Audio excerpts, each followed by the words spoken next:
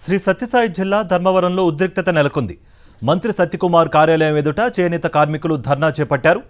రోడ్డుపై బైఠాయించి ప్రభుత్వానికి వ్యతిరేకంగా నినాదాలు చేశారు.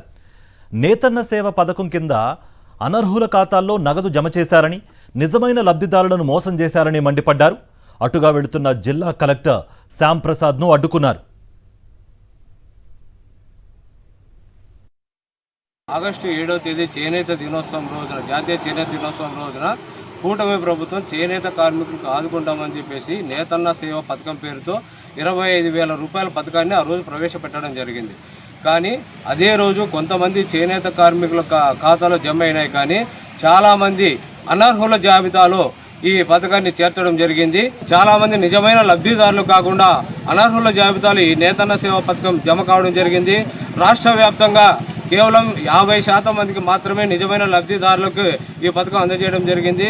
మిగతా 50% మంది చేనేత నిజమైన లబ్ధిదారులకు ఒక్కరికి కూడా ఈ నేతన్న సేవ పథకం లబ్ధి జమ కావడం లేదు. మరిన్ని అప్డేట్స్ కోసం ఛానల్ను సబ్స్క్రైబ్ చేయండి. నోటిఫికేషన్స్ కోసం బెల్ ఐకాన్ పై క్లిక్ చేయండి.